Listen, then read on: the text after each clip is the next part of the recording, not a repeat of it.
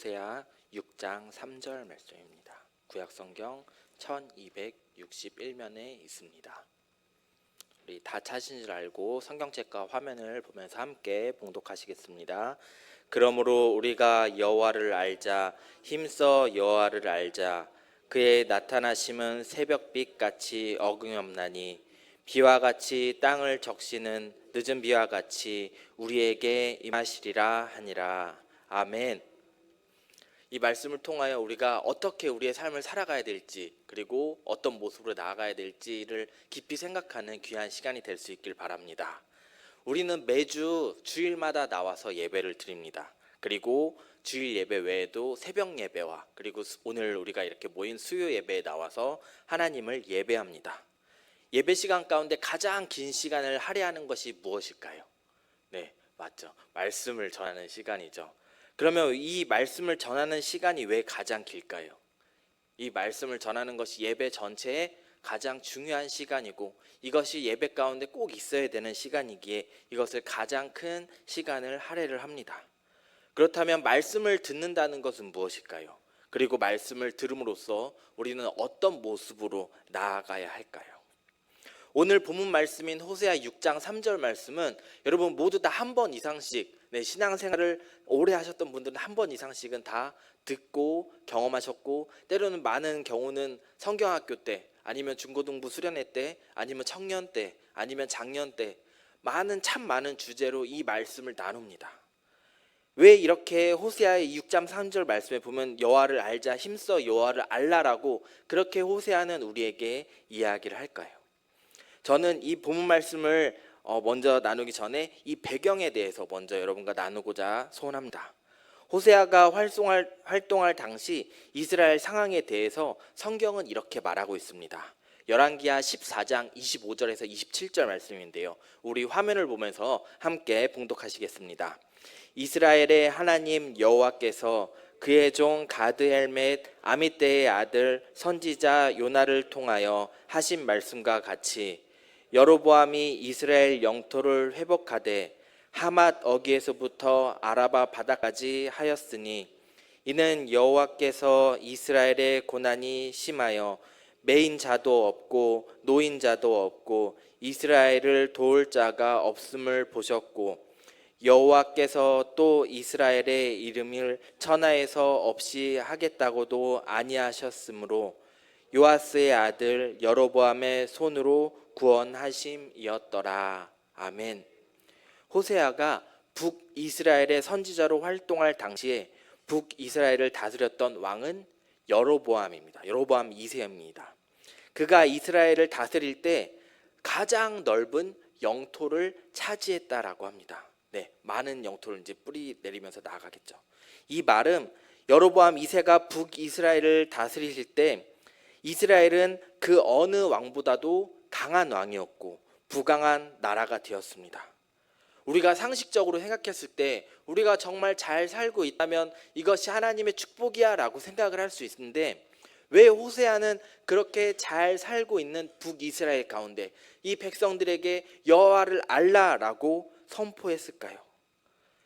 우리는 오늘 본문의 1절 말씀을 보면 이런 말씀이 있습니다. 우리 호세아 6장 1절 말씀을 화면을 보시면서 성경책을 보시면서 함께 봉독하시겠습니다. 오라 우리가 여호와께로 돌아가자. 여호와께서 우리를 찢으셨으나 도로 낫게 하실 것이요 우리를 치셨으나 싸매어 주실 것임이라. 호세아 선지자는 이스라엘 백성에게 하나님께로 돌아가십시오라고 계속해서 간절하게 백성들에게 호소하고 있습니다. 그 말은 지금 하나님의 백성인 이스라엘 사람들이 하나님을 떠나 멀리 있는 것을 말해주고 있습니다. 그럼에도 불구하고 조금 전에 말씀드렸듯이 이스라엘은 그 어느 왕이 이스라엘을 다스렸던 것보다 더 번성하고 더 축복된 삶을 살아가는 것처럼 보이는 것이죠. 우리는 이 사실을 통하여 알 수 있는 것은 영적인 상태와 세상의 축복은 반드시 일치하지 않다는 것을 알 수 있길 바랍니다. 왜냐하면 북이스라엘 백성들이 하나님을 멀리 떠나서 하나님과는 아무 상관이 없는 모습으로 살아가고 있음에도 불구하고 이스라엘은 그 어느 때보다 번성하고 있었기 때문입니다. 호세아 4장 1절에서 2절 말씀에서는 북이스라엘의 모습을 이렇게 말하고 있습니다. 우리 화면을 통해서 함께 봉독하시겠습니다. 이스라엘 자손들아, 여호와의 말씀을 들으라. 여호와께서 이 땅 주민과 논쟁하시나니 이 땅에는 진실도 없고 인애도 없고 하나님을 아는 지식도 없고 오직 저주와 속임과 살인과 도둑질과 간음뿐이요 포악하여 피가 피를 뒤이음이라. 네, 아멘. 네. 비록 겉모습으로는 정치적, 경제적, 군사적, 문화적 모든 면에서 참 번성하였고 가장 좋게 보이고 있으나 그들의 속은, 영적인 모습은, 도덕적이고 윤리적인 이런 모습들은 골마 터져 있는 그 모습을 바로 볼 수 있는 것입니다. 바로 여로보암 2세가 북이스라엘을 다스릴 때 이스라엘의 모습이 이런 모습이었다는 것이죠. 이 모습은 망하기 일보 직전의 모습이고, 실제로 여로보암 2세가 죽은 이후 31년 후 호세아 왕이 이스라엘을 다스리실 때 북이스라엘은 아수르에게 완전히 멸망하였습니다. 이와 같이 겉으로는 최전성기를 달리고 있는 북이스라엘의 실제 모습이 망하기 일보 직전의 모습이었기 때문에 호세아 선지자는 절박한 심정으로 자신의 동포들에게, 이스라엘 백성들에게 이제 그만 하나님께로 돌아갑시다 라고 호소하고 선포하고 있었던 것입니다. 저는 이 말씀을 우리 삶 가운데, 우리의 지금의 모습 가운데 한번 가지고 와서 생각해 봤으면 좋겠습니다. 여러분의 삶은 어떤가요? 여러분 혹시 오늘 아니면 어제 식사를 못 하신 분은 아무도 안 계실 겁니다. 우리가 이제는 먹는 거에 대해서 그렇게 크게 염려하는 삶이 이제는 더 이상 아니죠. 우리가 입고 있는 옷을 보십시오. 네, 찢어지거나 구겨지거나 아니면 허른 옷을 입고 있는 분은 거의 안 계실 겁니다. 지금 이 땅은, 대한민국은 풍요로운 삶을 살아가고 있습니다. 모자람이 없고요, 부족함이 없습니다. 제가 아동부 아이들과 함께 하면서 참 아동부 아이들에게 나눠주고 싶은 것들이 많은데 그 아이들의 풍요를 채워주기에는 조금 부족한 것 같습니다. 때로는 아이들이 이런 이야기를 합니다. 이게 간식이에요? 라고 이야기할 때가 있습니다. 네, 그때 우리 선생님들이 열심히 노력해갖고 준비했는데 이게 간식이에요? 라고 이야기를 하다니, 그럼 집에서는 도대체 어떤 것을 먹고 있는 거야? 이렇게 생각할 수 있는 거죠. 이게 지금 대한민국 우리 아이들의 현실인 거예요. 절대 먹을 걸로는 막 굶주림에 배고파서 그런 아이들이 없다는 거죠. 그만큼 풍요로운 삶 가운데 살 수 있습니다. 집이요, 정말 작은 집도 있고 큰 집에 사는 아이들도 있는데 집에 물이 새는 아이들은 없잖아요. 그렇죠? 추울 때 다 뜨거운 나오고 더울 때 에어컨 나오고 다 그런 집에서 지금 살고 계시잖아요. 안 그런 분 혹시 계신가요? 네, 없으시죠? 지금 우리가 살고 있는 것은 정말 풍요로운 삶 가운데 살아가고 있습니다. 저는 말씀을 준비하면서 이 믿음의 유산 때문에 우리가 이런 풍요로운 삶 가운데 살아가고 있구나라는 고백을 했습니다. 맞습니다. 하나님, 우리 전에 정말 6.25가 터지고 일제 식민지 가운데 살아갔던 그 선조들은 정말 이 풍요로움을 느끼지 못했는데 그들의 정말 나라를 위한 기도, 정말 안타까운 마음으로 하는 그 기도를 통해서 하나님, 우리가 풍요를 느끼고 있군요라는 것을 깨닫게 되었습니다. 그러면 우리가 이 은혜와 축복을 누리고 있다면 이것을 잘 누려야 되지 않겠습니까? 더 우리 세대, 은혜와 축복이 우리 삶 가운데, 우리 세대 가운데 멈추는 것이 아니라 그 다음 세대까지도 이 축복이 흘러갈 수 있도록 우리가 준비하고 노력해야 되지 않겠습니까? 그렇다면 그 다음 세대를 위해서 우리는 어떻게 해야 할까요? 호세아 선지자가 목 놓아서 힘써 말한 여호와를 알아야 된다는 그 의미를 잘 깨달아 알 수 있길 바랍니다. 여호와를 안다라는 것은 히브리 말로 야다입니다. 야다는 알다, 이해하다라는 뜻을 가지고 있습니다. 즉 하나님을 아는 것, 하나님을 이해하는 것이 그들의 목적이죠.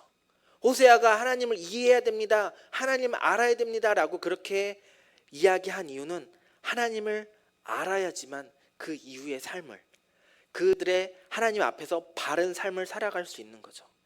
하나님을 아는 것, 하나님을 알아가는 것, 하나님을 배우는 것, 호세아는 이것을 말했던 것입니다. 우리가 사람과 사람과의 만나면 참 많이 알면 알수록, 그 사람과 많이 시간이 지날수록 이제 그 사람들과 많이 알아가게 되죠. 같이 밥도 먹고 같이 많은 시간들을 보내면 그 사람에 대해서 깊이 알아가게 됩니다. 그런데 하나님에 대해서는 우리가 어떻게 알아가야 될까요? 제가 신학교에 처음 입학했을 때 교수님께서 이런 말씀하셨습니다. 너희들은 이제부터 신학자들입니다. 교수님께서 여러분은 신학자들입니다 라고 이야기를 합니다. 학자라는 것은 어떠한 일을 전문적으로 연구하는 사람을 학자라고 이야기를 하죠. 그러면 신학자는 하나님에 대해서 전문적으로 연구하는 사람들을 이야기를 합니다. 우리가 흔히 학문이라는 것은 어떤 정형화되어 있고 반복적으로 일어날 수 있는 그 사건들을 정형화하여서 이것을 지식으로 놔두는 것을 학문이라고 합니다. 그렇다면 신학자들은 지금까지 하나님을 만나왔고 이것들이 계속해서 반복되는 일들을 모았겠죠. 그리고 이 일들을 쌓아놨겠죠. 그리고 이것들을 통하여 가르치는 일들을 했을 것입니다. 과학이, 우리 세상의 학문이 그렇게 정형화되어 있고 계속해서 반복되는 일들을 통하여서 과학이 발전함과 동시에 신학도 이렇게 계속해서 정형화되어 있고 계속해서 반복되는 일들을 통해서 우리가 하나님을 알아가는 그 척도가 점점 넓어지고 깊어질 수 있다는 것입니다. 여러분, 저는 여러분에게 이렇게 한번 권면하고 싶습니다. 여러분도 모두 다 신학자들입니다. 그렇다면 여러분 삶을 통하여서 하나님을 실험해 보세요. 이렇게 말하면 조금 어색할 수도 있는데 하나님 앞에서 학자처럼 여러분 하나님을 발견해 나갈 수 있길 바랍니다. 발견해 나간다라는 것은 이렇게 한번 해보세요. 내가 예배를 드렸더니, 내가 기도했더니, 내가 찬양을 했더니, 내가 말씀을 읽었더니 내 삶이 이렇게 변했습니다 라는 것을 여러분 삶을 통하여 한번 실험해 보십시오. 작정하고 기도해 보십시오. 여러분의 기도 제목이 있다면 이것을 위해서 끝까지 기도할 때 하나님께서 응답하심을 믿습니다. 이것들 다 경험하셨잖아요. 그렇죠? 우리가 말씀을 읽었더니 하나님에 대해서 더 깊은 그 하나님에 대한 사랑을 느끼게 되잖아요. 우리가 예배 이 자리에 나옴으로 말미암아 하나님의 그 사랑을, 따뜻한 사랑을 느끼게 되는 거잖아요. 이것이 우리가 삶으로 통하여서 우리가 계속해서 여러 신학자들이, 여러 사람들이 계속해서 하나님을 경험하고 모이고 쌓인 그 지식의 데이터들을 우리가 알아가는 것이죠. 그러면 우리가 예배하고 찬양하고 말씀을 읽었던 이 데이터들을 우리는 어디서 발견할 수 있을까요? 우리 성경 말씀에서 발견할 수 있습니다. 왜 하나님께서 이 세상에 더 이상 직접적으로 말씀하지 않으시고 우리에게 성경 말씀을 주셨을까요? 이것으로 충분하기 때문입니다. 이 안에서 우리가 배워야 될 것, 알아야 될 것들이 가득하기 때문입니다. 그래서 우리가 성경 말씀 앞에 나아가야 되는 거죠. 믿음의 선조들의 행적을 담아놓은 이 성경 말씀, 그리고 신학을 하려는 우리의 삶 가운데 이루어지는 그 모든 일들이 이 말씀 안에 담겨져 있기 때문에 우리는 말씀을 알고 배워야 합니다. 이 성경 말씀이 선포되는 곳, 제가 서두에 말씀드렸죠. 우리 예배 시간에 가장 많은 시간을 할애하는 시간, 바로 설교 시간. 이 말씀이 선포되는 것이 바로 이 예배 시간입니다. 말씀을 듣는 것, 하나님을 배우고 알아가는 것, 그리고 그것을 실천해야 되는 것, 그것이 바로 우리의 삶의 목표입니다. 저는 오늘도 말씀을 들고 여러분에게 선포합니다. 여호와를 알아가십시오. 힘써 알아가십시오. 우리가 그렇다면 호세아가 선포되었던 그 북이스라엘 여로보암 2세의 그 시대처럼 우리가 풍요로운 삶을 살아가고 있지만 우리의 삶을 한번 돌아볼 수 있길 바랍니다. 우리가 풍요로운 삶이지만 지금 사회적으로 어떠한 문제들이 우리 가운데 대두되고 있는지요. 법적인 문제들, 그리고 윤리적인 문제들, 도덕적인 문제들, 이런 일들이 정말 많이 훼손되어 있고 무너져 있지는 않은지요. 저는 요즘에 기사를 보면서 그런 기사를 보면 참 마음이 아픕니다. 우리나라에는 없던 범죄들이 계속 일어나고 있습니다. 그게 뭐냐면 마약과 관련된 일이죠. 네. 그 마약이 어른들에게서만 끝나는 것이 아니라 청소년들에게도 미치는 영향들을 볼 수 있습니다. 아이들이 풍요롭고 더 가진 것들이 많으니까 이것에 만족을 못하니까 이제는 자극적인 것들에 대해서 이제 손을 대기 시작하는 거죠. 우리가 하나님을 알고 있다면, 우리의 자녀들이 하나님을 알고 있다면, 그들이 하나님을 알고 있다면 그 자극적인 것들, 더 자극적인 것들, 더 세상적인 것들, 그것을 통해서 나아가야 할까요? 그들의 잘못이 그들만의 잘못은 아니죠. 우리가 하나님을 그들에게 전하는 것, 바른 하나님을 알리는 것도 우리가 마땅히 해야 될 일입니다. 우리가 여호와를 알고 그 하나님을 바로 전했을 때 나타나는 일이 있습니다. 우리 읽진 않았는데 6장 3절 말씀, 후반절 말씀을 함께 봉독했으면 좋겠습니다. 6장 3절 말씀 후반절, 여호와를 알기 시작할 때부터 하나님은 우리에게 새벽빛같이 어김없나니 비와 같이 땅을 적시는 늦은 비와 같이 우리에게 임하시리라 하니라. 아멘. 우리가 여호와를 알고 하나님 앞에 나아가고 하나님의 그 크신 사랑과 뜨거운 그 사랑을 알 때 하나님은 우리에게 새벽빛같이 어김없이 나타난다라고 말씀하고 있습니다. 비와 같이 땅을 적시는 늦은 비와 같이 우리에게 임하신다라고 말씀하고 있습니다. 언제요? 우리가 하나님을 알아가기 시작했을 때. 여기 계신 모든 분들이 저는 하나님을 깊이 아는 신학자들이 되길 소원합니다. 기도합시다. 말씀 읽읍시다. 하나님 앞에서 예배합시다.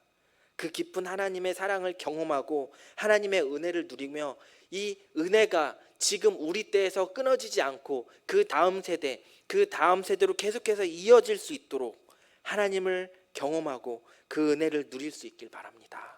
그래서 그 크신 사랑과 은혜가 날마다 우리 가운데 충만하여서 우리의 가정이, 우리의 교회가, 이 대한민국이 하나님 앞에서 무너지지 않고 끝까지 은혜를 사모하며 살아갈 수 있는 거룩한 나라가 될 수 있길 함께 힘쓰며 나아가시는 저와 여러분이 되길 주님의 이름으로 권면합니다.